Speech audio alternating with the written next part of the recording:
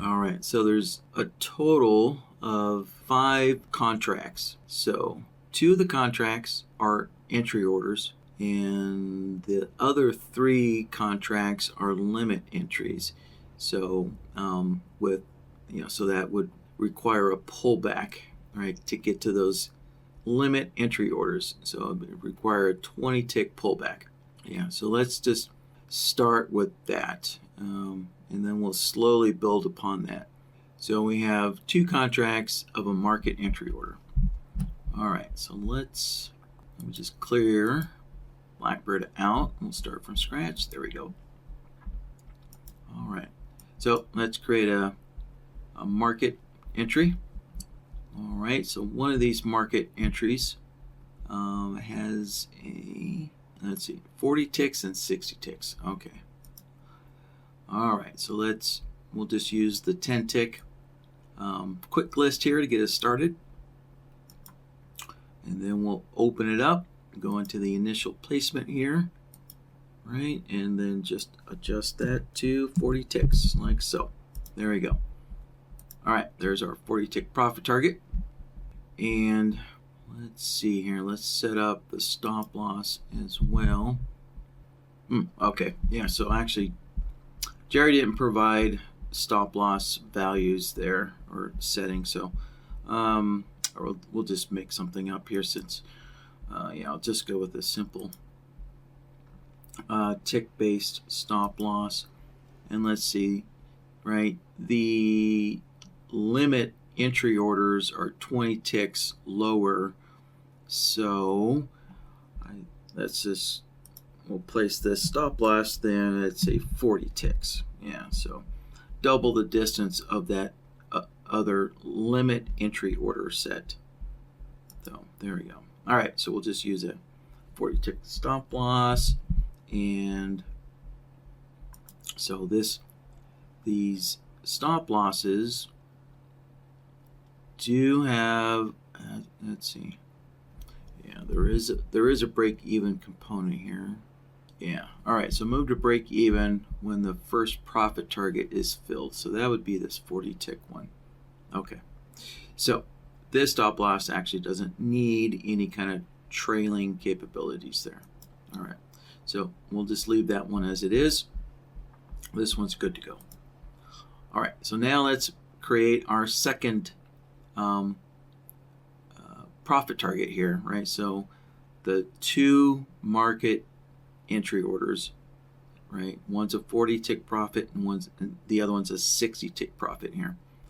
So we're going to create the 60 tick profit here. And to do that, we'll copy A. So there you go. Right? A and B are both market entries, right? 1 contract each. So a total of 2 contracts. But now we need to adjust the profit target. There we go, 60 ticks. Now, the stop loss for, right, the 60 tick profit target will have a break even, right? So the break even is when the first profit target is filled. So let's go into the stop loss, go to the trailing actions tab here, and we can now enable the trailing capabilities. So we'll put the mode on custom there. And let's add a trailing roll. And so let's see. Let's give this a name here, right? So it's a break even at profit target A, is hit, right? Or, well, yeah, hit, filled. There we go. So the trigger is going to be order status changed, right? And what are we looking for? We're looking for the profit target, right, for A, right? So for the profit target for order set A here, we're looking for that 40 tick profit target to be filled. I always put it on any filled just to be safe, because you never know when you might just randomly decide, oh, I'm going to increase the number of contracts for A. I'm going to bump it up to 2 contracts. And so, right, but what if only one of those contracts get filled and the other one is still remaining to get filled, right? So you get a split fill. So I always, to be more conservative, is that the right, conservative or liberal? Yeah, I guess it depends on your point of view, but I always go with any filled. Yeah, so that way the stop losses trigger sooner rather than later, because you never know, even with a two lot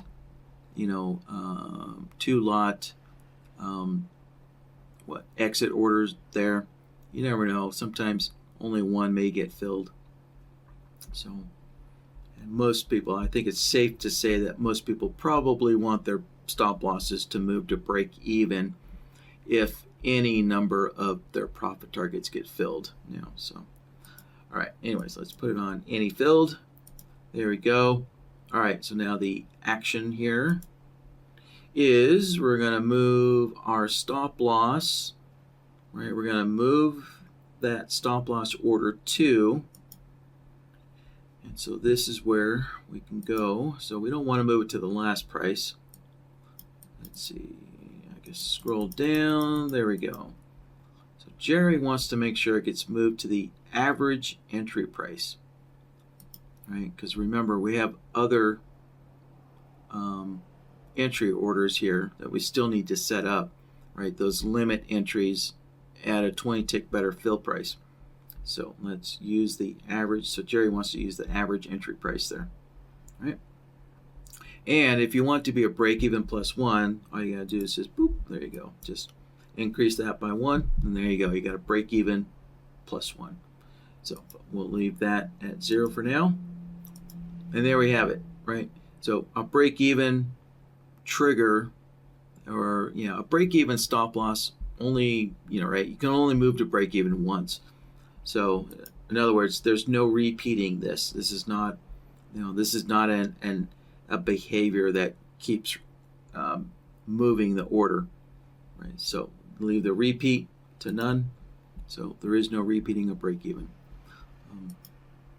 All right, so there we go. So there's the two initial contracts there. All right, so now we can move on and create the scale-in entry orders here.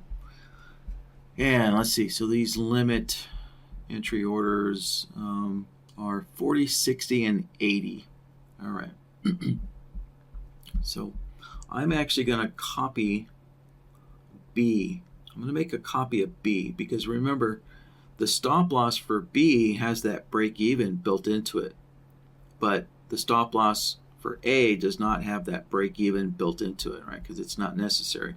So I'm going to make a copy of B, and then I need to go and adjust the profit target here.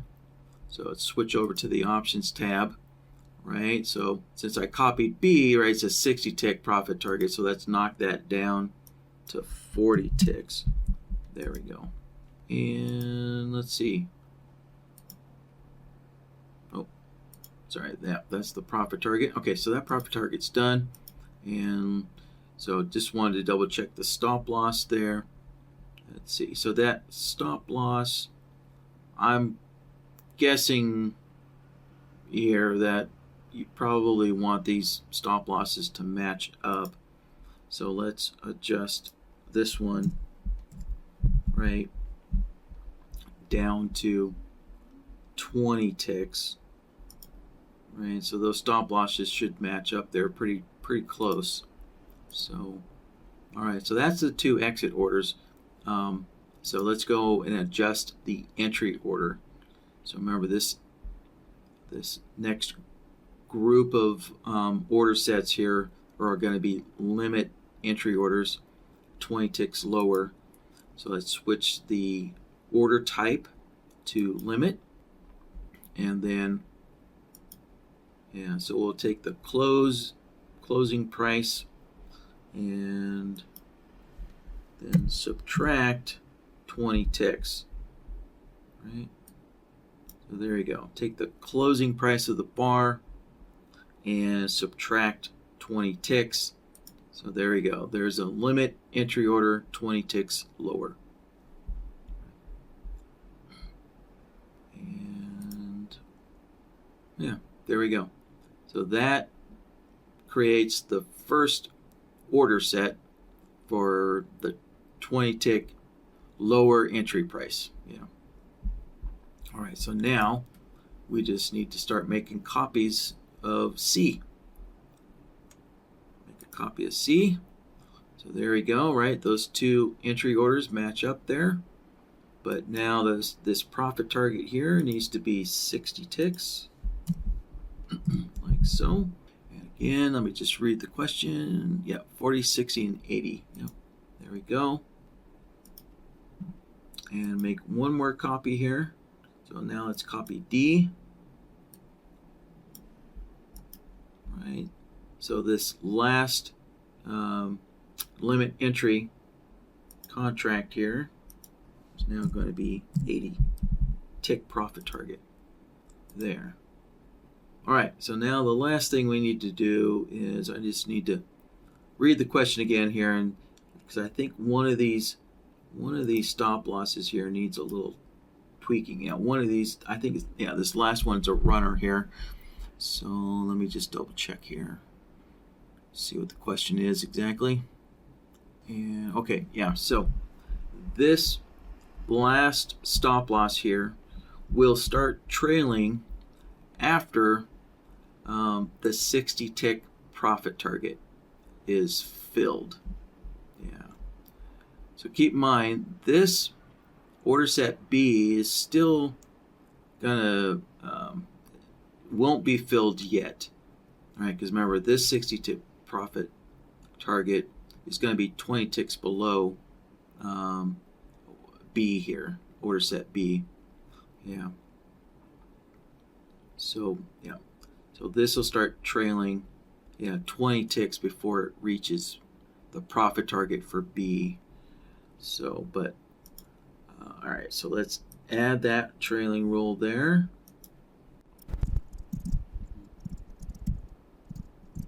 And all right, so the trigger here is, again, we're going to use the order status changed, right? We're going to monitor for when the profit target for D is filled. And where is it? Order status changed. There we go. That's our trigger.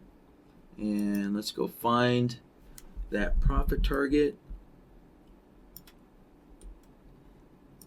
There it is. So order set D, profit target, and set it to any filled there. And so now the action, right, is going to be trailing here. So now, Jerry, you just got to figure out how far behind do you want this stop loss to trail. So let's see. I guess, yeah, I don't know, I'll just put a number in there. So we'll trail by 30 ticks there, something like that, right? So there we go. So right, so what is a trailing stop loss? Right, you take the last price and you subtract X number of ticks or X number of ATRs, whatever it is there. And that's what, basically that's the formula for a trailing stop loss there. So, but of course, there's a lot more smarter logic involved. So you're not literally taking the last price as it moves up and down, right? So for a long trade, you'd be monitoring the last price and you're tracking the highest high that last price made. So to be technically correct. So, all right. And then lastly, we want this, right? We want this true, continuous trailing rule here to keep trailing until one of those exit orders is filled there. So we're going to set the repeat to indefinitely. So we'll have this repeat indefinitely. So, and also Yeah, if you want to make it a true tick by tick real-time trailing here, we're going to set this to repeat every tick of movement there. Right, so every tick of movement. And all right, that concludes it. All right, so let's kind of do a recap here, right? So because the market entry orders have separate profit targets, every time you have a different profit target level, right, you have to break that into its own order set here, right? So if you want, maybe you want to change things up. So your first entry, right, or your initial entry is 3 contracts, and you want 2 with a 40 tick profit target, then that's how you do that. And your other order set here, your second one, 1 contract with a 60 tick profit target there. Right. And then these scale in, or basically, scale in, or average cost averaging in, however you want to say that, right? These 3 contracts, right? There's 3 contracts, and since they each have a different profit target distance, then you have to break them out into their own order set, just like an ATM, right? If you're using NinjaTrader's ATM, right, every time you want a different profit target, right, you had to create, you had to use the different columns within Ninja's ATM, and each column within Ninja's ATM is basically a different order set. So, we just kind of broke it out into, I guess, a different terminology. So, anyways, knock that down. So, all right, and so the profit targets are easy to understand.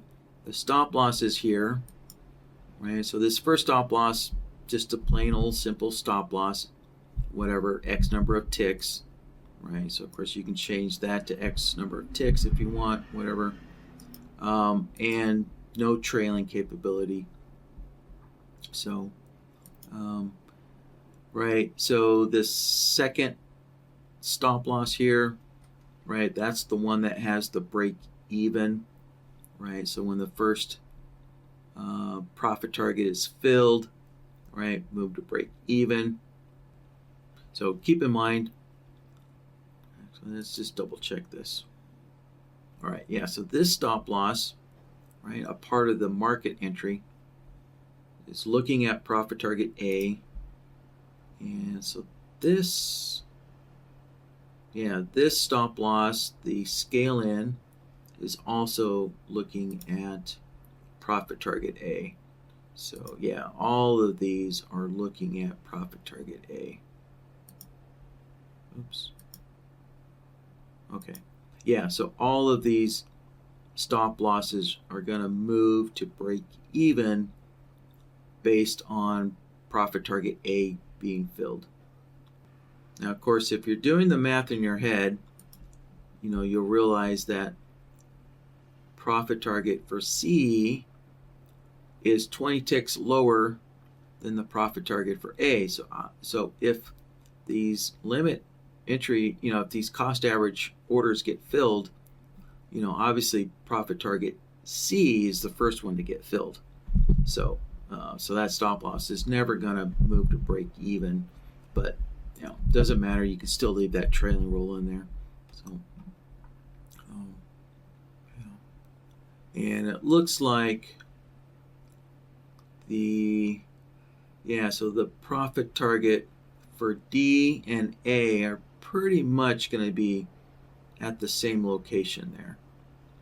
There might be a tick or two spread between them, right? It depends on where the market entry actually gets filled in relationship to the closing price of the bar, right? Because remember, these limit entries, we're taking the close of the bar minus 20 ticks. So of course your market entry might be a tick or two, offset from the closing price there. But in any case, right, those profit targets are going to be, 1 or 2 ticks away from each other. And so, yeah, so again, this stop loss here probably is not going to move to break even, because these profit targets are probably going to get filled at the same time. But this last stop loss here will move to break even. Well, I'm sorry, B and E will move to break even. So, and then E will trail. Let's see. Oh, yeah.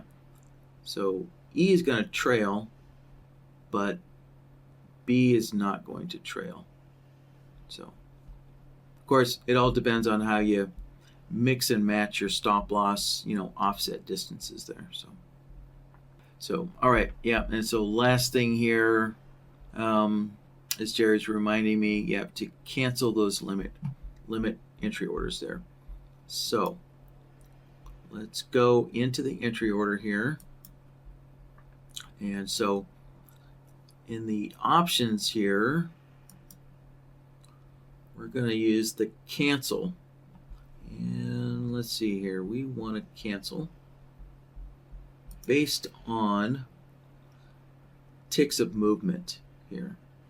So what this does is when the trade signal comes in, right, to execute these 2 market entries, but also it initiates, right, setting the entry order here, BlackBird takes a snapshot of where the market is, right? It takes a snapshot of that market price, and that's what it's using there. So it's not actually using a bar price. It's taking a snapshot of where the market was when it received your bloodhound signals. And so from that price, so remember, that snapshot could be a tick or two different from, the bar's closing price. So, it all depends on how volatile the market is, when your trade signal came in there. But in any case, so we're going to take use the ticks of movement. And so if the market moves in a profitable direction of 60 ticks, okay, yeah. So if this trade goes 60 ticks, well, it sounds like really, if this profit target gets filled, Jerry, that's really, since this is a 60 tick profit target, you want to cancel the limit orders at 60 ticks. It sounds like really, if this profit target B gets filled, that's really your cancellation there. But if you do want to use an actual distance there, just put in whatever distance you want. So there you go. So that would be how you would use a fixed distance to then cancel the entry order there. Or actually we could do a combination as well. So we could use this fixed tick distance, or we could use the order status changed as well. And we can say, okay, when the profit target for B is filled as well. And so the mode would be any, right? So if the interval, right, this 60 tick, market move interval, if that becomes true, then cancel, right? Or if the profit target B gets filled. So you could have both in there if you wanted. Or you could just go one or the other, right? You could just delete one or the other. So, right? So that's how you would set up the cancel there. And of course, we would need to set that up for each of these entry orders. So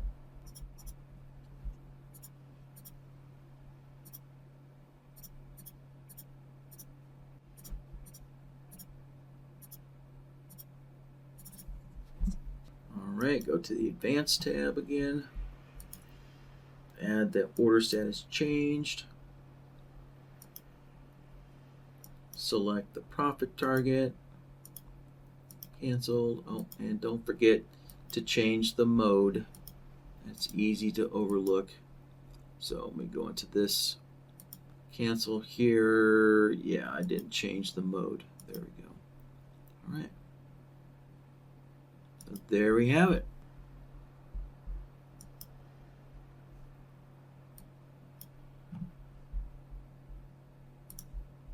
All right, let's give it a shot and see what happens here. Actually, let me take a look at the markets. All right, yeah, it looks like the market might, yeah, it's going to move up a little bit, and then it's going to start consolidating for a bit.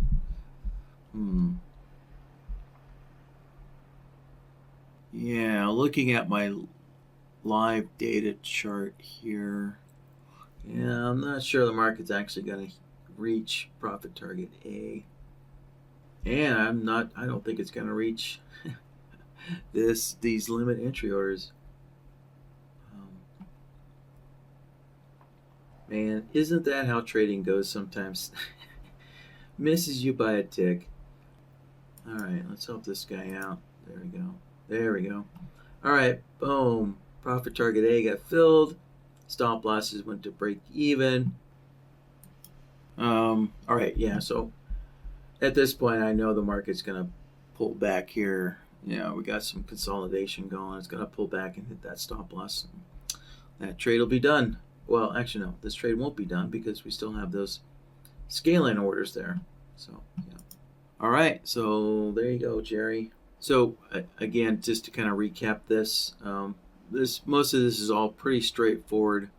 The only couple of key things in here is we do have a stop loss with a break even, based on the first profit target being filled, right? These limit, entry orders here for cost averaging in,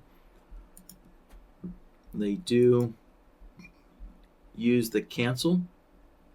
So, yeah, which is always a good thing. So always be mindful that if you have, cost averaging, limit orders out there resting, right, at some point you need to cancel them, right? BlackBird is not a mind reader, so BlackBird's not going to know, when to cancel those orders. So you have to tell BlackBird, when to cancel those entry orders there. And then lastly, we have a stop loss here that has a break even rule, and it also has a trailing rule as well.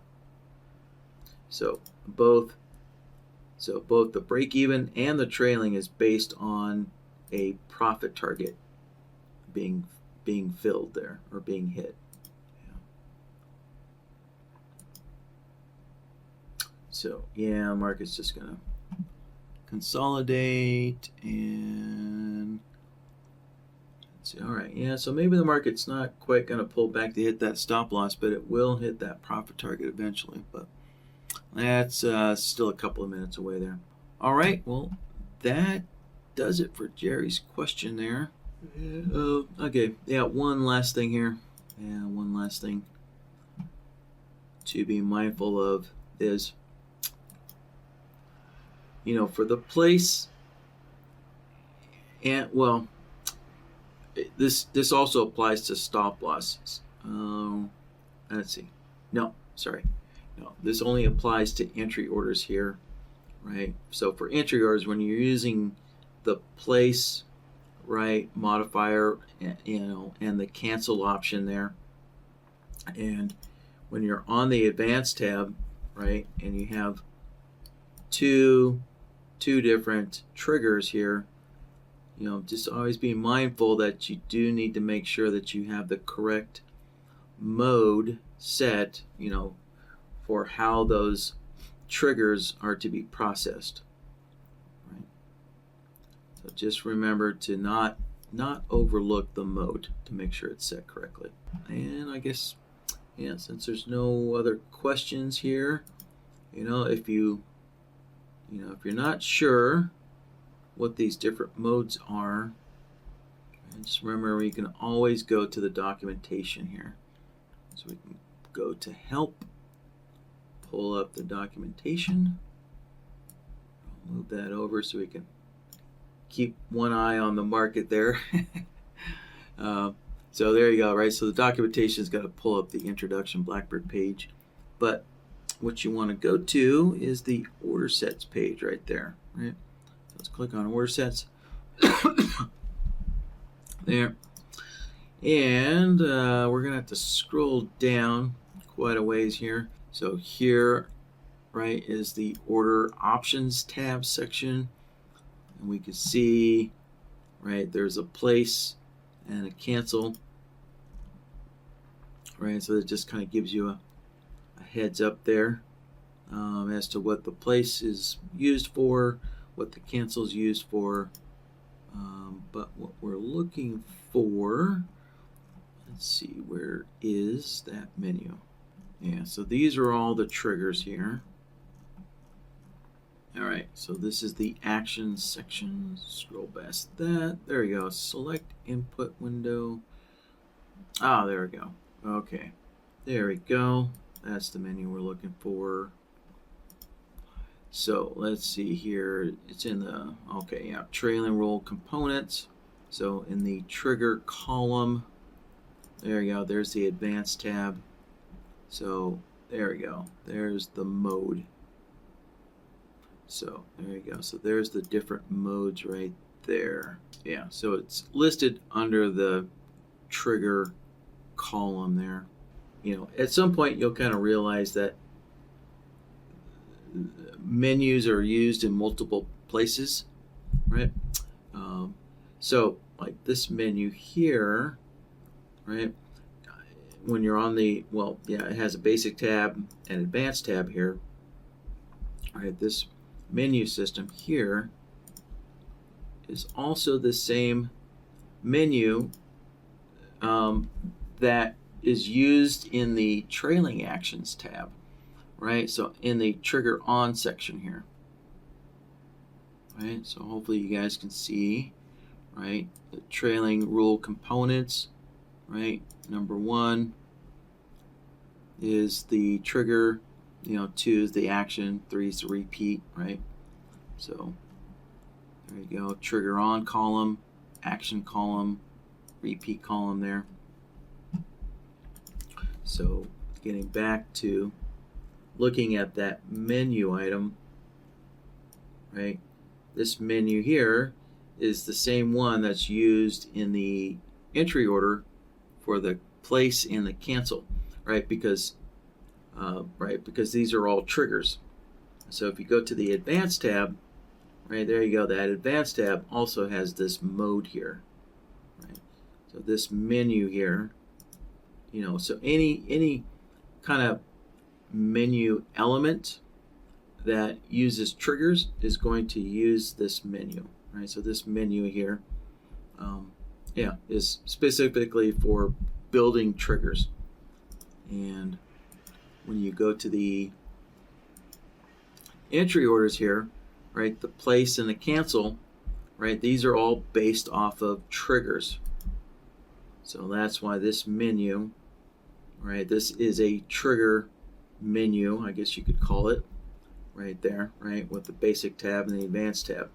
So the trigger menu here is used in a couple of different places there, right? So the entry orders, but also on the trailing actions tab there. Right? Well, even an entry order has a trailing actions tab, right? So you can find that same menu in this trigger column as well. Yeah, I wasn't watching, but all right, yeah, we got a little pullback, and I'm guessing those limit entry orders did not get filled, but then we got that 60 tick move and it filled that 60 tick profit target. Yeah, so let's go to orders here. So yeah, there we go. So our buy.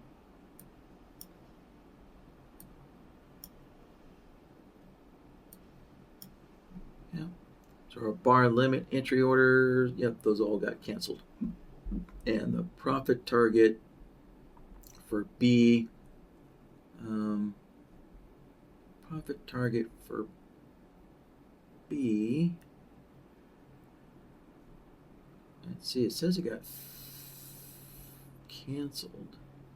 Oh, yeah, B got, right, because the stop loss, where's that? Yeah, that's correct. Okay, so profit target B got canceled because the stop loss got hit. And then the limit entry orders all got canceled because of that 60 tick move in the market. So I guess, yeah, you know what? Just by, circumstance there, we kind of got lucky in how the cancel was set up using two different triggering mechanisms. So we got we're looking for the market to move 60 ticks, right? Or for that profit target to get filled. But of course, if the profit target gets canceled, then, right, this trigger can never occur if it got canceled. So I guess you could monitor for filled and canceled if you wanted to. So so in case that profit target no longer exists, then there's also just looking for the market to move 60 ticks.